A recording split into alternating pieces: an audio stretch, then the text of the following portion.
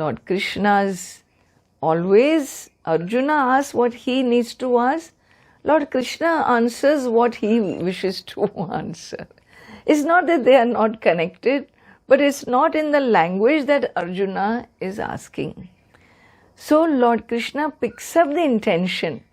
He doesn't directly describe the external behavior of a wise person, but he describes, he understands the intention. A good teacher always understands the intent of the questioner and then answers by talking about the mind.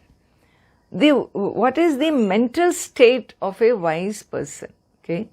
And how it sits in the answer, which is to find one's happiness within, to discover one's happiness within.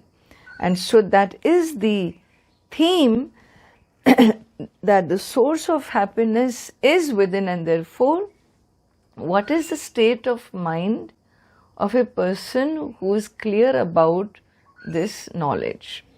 And answering that, there are some very beautiful verses that clearly addresses this topic, and I felt we really need to keep these in our awareness, so that this is the indications of wisdom, is how we say. And so in verse number 255 itself, the next verse itself, Lord Krishna answers, Shri Bhagavan Uvacha Prajahati Yada Kaman Sarvan Parthamanogatan Atman Yevatmana Tushtaha Sthithapragnyastadochyate. Sthithapragnya tada uchyate. It is then we call somebody as a person of wisdom. When? Then means when. When, yada, when a person sarvan manogatan kaman prajahati. When a person lets go of all any and every desire that arises in the mind, he is able to drop. I also drop, Ammaji. I also drop. You drop after fulfilling. He drops before having the pressure to fulfill. In fact, you don't drop, it drops. And for the wise person, being who he is, the desire doesn't snowball into activity. And therefore, generally, when a desire arises, we have a pressure to do action, no? We are impelled to act. And impelled to act, and therefore, we know that its fulfillment will make me happy. And therefore that pressure is always on to fulfill desires, small and big. Not all desires are big, but small and big, whichever be the size, it fills up my day, no? My day is filled up by fulfilling desires. What else do I do?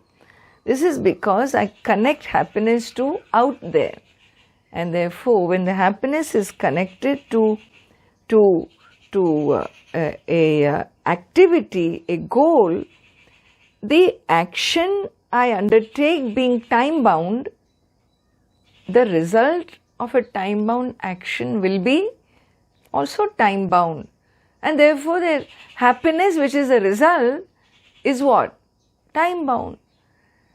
And this person of wisdom knows that he is not interested in anything time bound, and therefore he doesn't even entertain these desires. And so then how does he act? How does he do actions? How he does action? His actions emerge out of fullness, contentment, not dissatisfaction. being who he is a satisfied being. Out of that contentment, if some activity does come out of him, it is an expression of his happiness, contentment. Not dissatisfaction is not the source, guiding the person to act for satisfaction. That is a whole different, what you call, game altogether. That's called the karma game. He is not in a karma game because he doesn't see himself as a karta, a doer. When I am not the doer, when Atma is a non-doer, then what action are you doing? You're not doing any action for any phalam result. Actions come through you. Whatever your life blueprint is meant to offer to the world or offer experiences to you, you don't block it, it happens. It's about a happening and not a choosing. It's a happening and not a volition, a will for a purpose in view. And therefore, the default state of a wise person, we always say it is alam buddhi. Alam means enough.